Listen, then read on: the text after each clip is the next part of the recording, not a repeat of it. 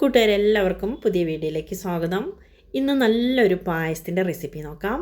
ഓണത്തിനൊക്കെ പായസം ഒഴിച്ചുകൂടാൻ പറ്റില്ല. അപ്പോൾ ഇതേപോലെ ഒരു പായസം ഉണ്ടാക്കി നോക്കൂ. എല്ലാവരും വീഡിയോ കണ്ടിട്ട് അഭിപ്രായം പറയണേ.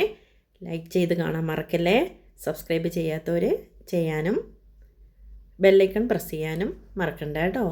ഇനി നമുക്ക് പായസം തയ്യാറാക്കാനായിട്ട് ഒരു ബൗളിലേക്ക് അടയില്ലേ, നമ്മൾ പാക്കറ്റ് അടയൊക്കെ വാങ്ങാൻ കിട്ടും. ആ അടയാണ് ഇതിലേക്ക് ചേർത്ത് കൊടുക്കുന്നത്.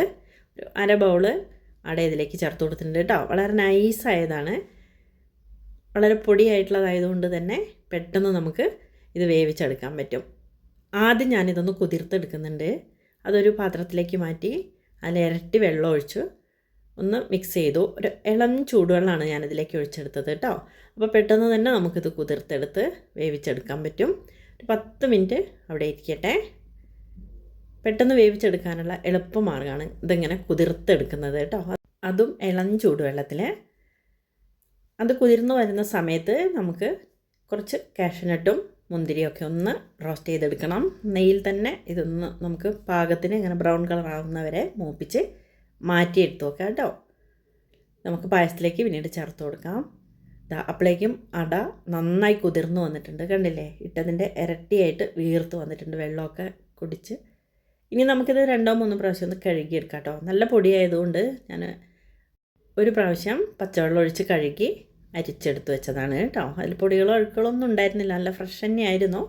എന്നാലും നമുക്കിതേപോലെ ചെയ്യാം. ഇനി നമുക്ക് അട ഒന്ന് വേവിച്ചെടുക്കണം കേട്ടോ. ഒരു അടി കട്ടിയുള്ള കടായിയൊക്കെ എടുത്തു വെച്ചാൽ ഏറ്റവും നല്ലത്. അപ്പോൾ നന്നായിട്ട് നമുക്ക് ഇളക്കി കൊടുത്ത് വേവിച്ചെടുക്കാൻ പറ്റും. ഞാനിപ്പോൾ എളുപ്പത്തിന് ചെയ്യുന്നതാണ്. ഇതേപോലെ ഒരു സ്റ്റീൽ കടായിലേക്കാണ്. വെള്ളം ഒന്ന് തിളച്ചു, കുറച്ച് വെള്ളം ഒഴിച്ചിട്ടുള്ളൂ കേട്ടോ. വേണമെങ്കിൽ നമ്മൾ 2ാം പാലൊക്കെ എടുത്ത് വെക്കില്ലേ, വെള്ളം കൂട്ടി അടിച്ച പാലൊക്കെ എടുത്ത് വെക്കുമ്പോൾ അതിലേക്ക് ഒഴിച്ചിട്ട് നമുക്ക് അട വേവിച്ചെടുക്കാം. ഞാനിവിടെ വെള്ളത്തിലാണ് നന്നായിട്ട് ഇളക്കി കൊടുത്തു, നല്ലപോലെ വേവിച്ചെടുത്തു കേട്ടോ. വെള്ളമൊക്കെ ഒന്ന് വറ്റി വന്ന സമയത്ത് അട കണ്ടില്ലേ, നന്നായിട്ട് വെന്തിട്ടുണ്ട്, പെട്ടെന്ന് തന്നെ ആയിട്ടുണ്ട്, കുതിർത്തെടുത്തത് കൊണ്ട് തന്നെ. ഇനി നമുക്കത് അധികം ഉടഞ്ഞു പോകേണ്ട ആവശ്യമില്ല. ഈ സമയത്ത് വെള്ളമൊക്കെ വറ്റിയാവുന്ന സമയത്ത് ഞാനിതിലേക്ക് വെള്ളം കൂട്ടി അടിച്ചെടുത്തിട്ടുള്ള പാല് കുറച്ച് ഒഴിച്ചു കൊടുത്തു കേട്ടോ.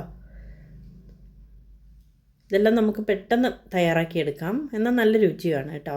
പായസത്തിൻ്റെ നല്ല പെർഫെക്ഷൻ അല്ല ചെയ്യുന്നത്. ഒരു സദ്യക്കൊക്കെ ഉണ്ടാക്കുമ്പോൾ നമുക്ക് എപ്പോഴും അതേപോലെയൊന്നും പറ്റില്ല, എന്നാൽ നല്ല രുചികരമായിട്ടും തയ്യാറാക്കിയെടുക്കാൻ പറ്റുന്ന ഒരു പായസത്തിൻ്റെ രീതിയാണ് കാണിക്കുന്നത്.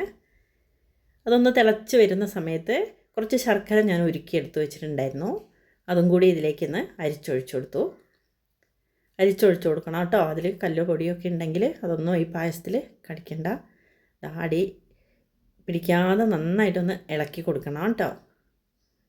അടയൊക്കെ നന്നായി വെന്ത് വരുന്നുണ്ട്. ഈ പാലിലും ശർക്കരയിലും കൂടി കിടന്ന് ഒന്നും കൂടി ഒന്ന് തിളച്ച് വരട്ടെ കേട്ടോ.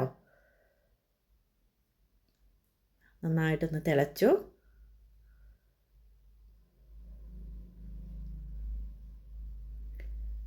നല്ലപോലെ ഒന്ന് തിളച്ച് വന്നിട്ടുണ്ട്. സിമ്മിലിട്ടിട്ടാണ് ഞാനിപ്പോൾ ഇളക്കിക്കൊണ്ടേയിരിക്കുന്നത്. ഈ സമയത്ത് നമ്മൾ നേരത്തെ കട്ടി എടുത്ത് വെച്ചാൽ പാലും കൂടി ഇതിലേക്ക് ചേർത്ത് കൊടുക്കാം. പാലൊന്ന് ചേർക്കുമ്പോൾ മീഡിയം ഫ്ലെയിമിൽ ഇടണം കേട്ടോ. അതും കൂടി ചേർത്തിട്ട് ഒന്ന് മിക്സ് ചെയ്തിട്ട് സ്റ്റവ് ഓഫ് ചെയ്യണം. ഇപ്പോൾ 1 സ്പൂൺ നെയ്യും കൂടി ഞാനിതിലേക്ക് ചേർത്തിട്ടുണ്ട്. കാഷ്യൂനട്ടും മുന്തിരിയൊക്കെ നമ്മൾ വറുത്തെടുത്തപ്പോഴുള്ള നെയ്യാണ് ഇതിലേക്ക് ചേർത്ത് കൊടുത്തത്. അല്പം ഏലക്കാപ്പൊടിയൊക്കെ ചേർത്ത് കാഷ്യൂനട്ടും മുന്തിരിയും ഇതിലേക്ക് ചേർത്ത് കൊടുക്കാം. ഒന്ന് തണിഞ്ഞ് വരുന്നുകൊണ്ടിരിക്കുമ്പോഴേ കുറുകി വരുന്നുണ്ട്. ഒരു അരമണിക്കൂർ കഴിയുമ്പോഴത്തേക്ക് നല്ല തിക്കായിട്ടുള്ള പായസം നല്ലൊരു ടേസ്റ്റാണ് കേട്ടോ. സൂപ്പറാണ്. എളുപ്പത്തിൽ തയ്യാറാക്കി എടുക്കുകയും ചെയ്യാം. എല്ലാവരും ഉണ്ടാക്കി നോക്കൂ. വീണ്ടും നമുക്ക് മറ്റൊരു വീഡിയോയുമായി വരാം.